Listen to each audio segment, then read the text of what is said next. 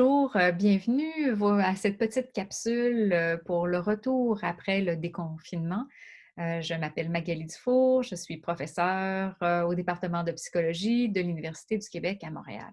Alors, on n'a jamais connu de crise de cette façon et donc on va devoir naviguer encore avec beaucoup d'incertitudes.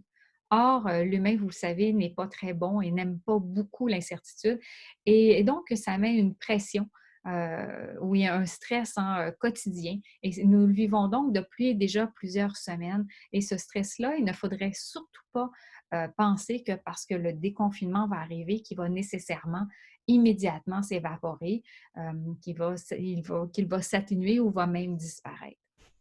Il faut donc être conscient qu'il va y avoir une période complexe après pour le déconfinement qui va prendre un certain temps et qui va encore demander de l'ajustement. Or, on en a déjà eu beaucoup besoin d'ajustement et pour certaines personnes, ils vont se sentir essoufflés parce qu'on va avoir justement demandé beaucoup de s'adapter.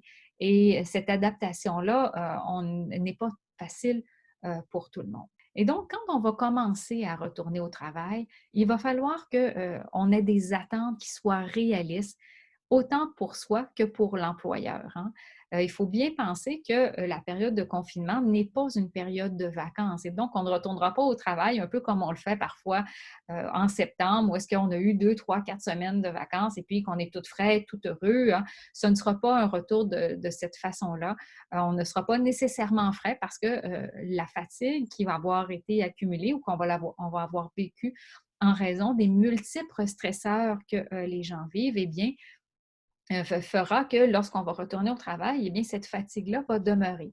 Par ailleurs, on va devoir continuer à s'adapter et donc ça va être très exigeant. Donc, ce ne sera pas une période où est-ce qu'on va devoir s'attendre, où est-ce qu'on va retourner à 100 de nos capacités. Hein, l'anxiété, l'adaptation, les soucis de santé vont faire que peut-être notre retour va être peut-être un peu plus partiel ou va être moins optimal que ce que l'on espère. Et donc, en ce sens-là, ça va être important que nos attentes par rapport à nous soient mesurées ou soient nommées, parce que des fois, on a des attentes très élevées et ces attentes très ou trop élevées, hein, avec parfois un certain trait perfectionniste, vont nuire au retour optimal.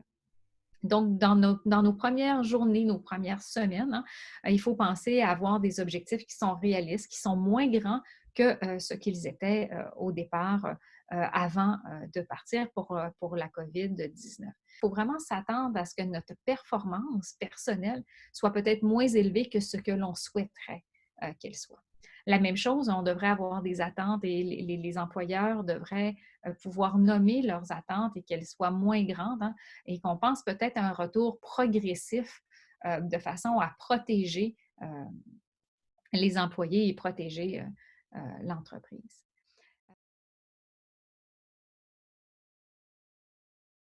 On sait, notamment quand on vit des crises, eh bien que d'obtenir du soutien social est une des trois stratégies qui est le plus efficace pour protéger les personnes et pour finalement leur permettre de résorber la crise.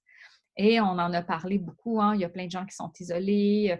Présentement, on est coupé justement de nos proches parce qu'on est isolé à la maison. Eh bien, quand on va retourner au travail, ça va être très important qu'on puisse permettre de nommer les choses et d'offrir un soutien social qui est peut-être autre ou qui est plus grand que ce qu'on offre dans des circonstances actuelles. Comment va-t-on faire pour favoriser le soutien social et quelles seront les stratégies qui seront mises en place?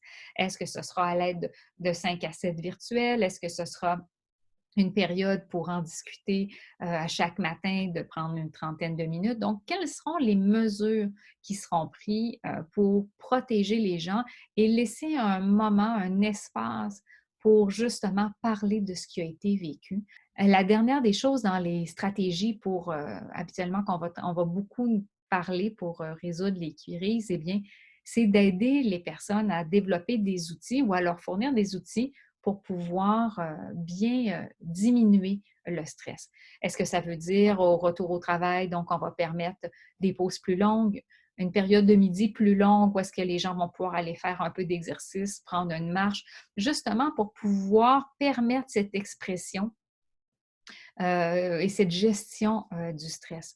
Est-ce que ça veut dire qu'on va permettre le matin d'avoir un 15 minutes de relaxation? Donc, quels seront les éléments qui seront mis en place?